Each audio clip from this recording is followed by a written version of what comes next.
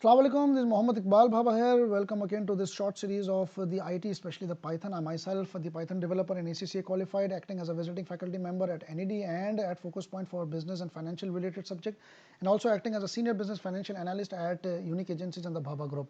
Sir आज की तारीख में हम पाइथन के बारे में ये पढ़ेंगे कि sir why Python and why not Python. Actually why not Python के ऊपर मैं ज़्यादा बात करूंगा और पाइथन के कॉम्पिटिटर्स के ऊपर भी बात करूंगा कि सर पाइथन किससे कॉम्पीट कर रहा है। देखिए पाइथन, आपको ये बात पता है कि रैल्फ वेल्डो इमर्सन जो है वो हमारे पास एक पाइथन के ओरिजिनेटर हैं जिन्होंने पाइथन को इंट्रोड्यूस किया इन 90s के अंदर और बहुत ही कम अरसे के अंदर खास तौर पे अभी जिस तारीख में मैं ये वीडियो बना रहा हूँ 2023 में पाकिस्तान पाइथन is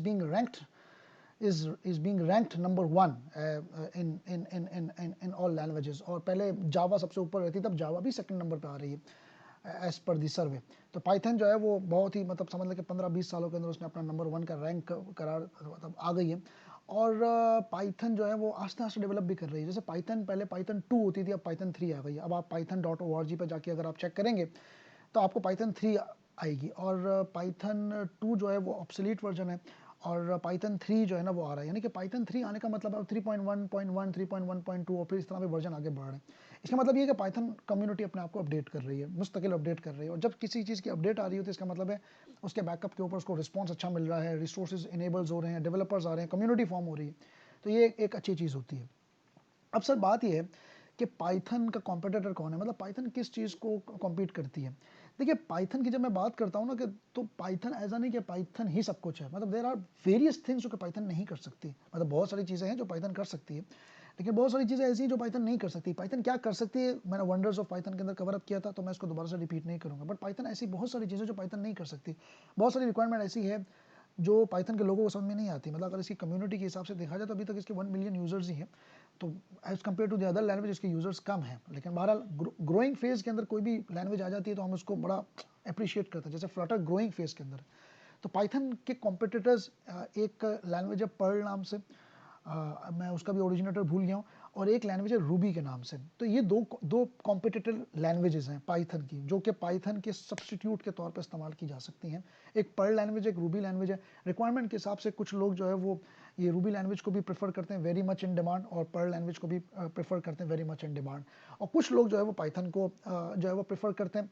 क्यों करते हैं? Easy to understand, easy to write, easy to compile, easy to comprehend, easy to जो है वो अंडरस्टैंड, सारी सारी चीज़ें इसकी जो है ना वो ईजी उसमें आती है। इंटीग्रेटेड लैंग्वेज है, बहुत आसान है as compare to even Ruby and Perl. तो ये कॉम्पिटिटर लैंग्वेजेस हैं पर्ल और रूबी, आपको पता होना चाहिए। In any certification level of exam, आप किसी भी सर्टिफिकेशन पे जाएंगे तो आपसे ये बेसिक लेवल के सवाल हो सकते हैं, और थ्योरेटिकल एस्पेक्ट है, बट बहरहाल सर्टिफिकेशन के लिए इंपॉर्टेंट हो सकते हैं। अब सवाल ये है सर कि क्या ऐसी चीज़ें जो पाइथन नहीं कर सकता। देखिए पाइथन इज नॉट गुड और is not famous among the mobile applications. Mobile applications के अंदर पाइथन नहीं मानी जाती।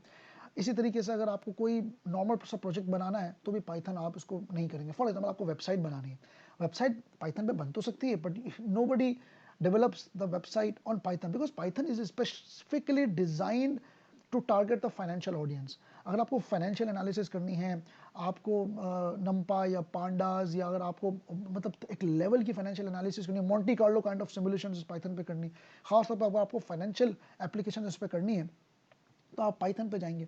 और इसके अलावा मतलब क्लाउड स्टोरेज या क्लाउड लेवल की प्रोग्रामिंग के लिए भी आप पाइथन पे जा सकते हैं। फॉर एग्जांपल ड्रॉपबॉक्स है, माइक्रोसॉफ्ट है, इवन गूगल भी है, नेटफ्लिक्स भी है। ये तमाम तमाम पाइथन इस्तेमाल करते हैं बहुत सारी चीज़ों के लिए, अपने सर्च इंजन वगैरह के लिए पाइथन का इस्तेमाल होता है। तो ऐसा नहीं कि पाइथन जो है ना वो इस्तेमाल नहीं होती, और डाटा एनालिसिस वगैरह के लिए भी पाइथन का इस्तेमाल होता है, खासतौर पर एनालिटिक्स के ऊपर भी पाइथन का इस्तेमाल होता है।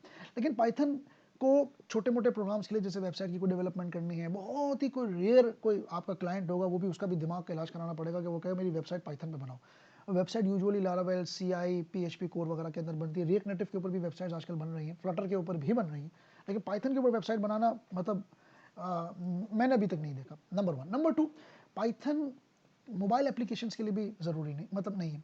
मोबाइल एप्लीकेशन के लिए अगर आपको एंड्रॉयड पे बनानी है तो आपको जावा की तरफ जाओगे या कोटलिन की तरफ जाओगे, या iOS अगर आपको बनानी है तो आप स्विफ्ट की तरफ जाओगे, या अगर आपको हाइब्रिड लैंग्वेज बनानी है तो you go to either the React Native जो कि फेसबुक की लैंग्वेज, आप उसकी तरफ जाओगे, या फ्लटर की तरफ जाओगे जो कि बड़ी ग्रोइंग इन डिमांड है गूगल की, तो आप उसकी तरफ जाओगे। But designing the mobile application using the Python बहुत रेयर रिक्वायरमेंट है। मैं ये नहीं कह रहा हूँ रिक्वायरमेंट नहीं है, फाइवर और अपवर्क वगैरह को अगर आप चेक करेंगे तो बहुत ही आपको रेयर रिक्वायरमेंट मिलेगी कि पाइथन के ऊपर मुझे मोबाइल एप्लीकेशन बना के दो।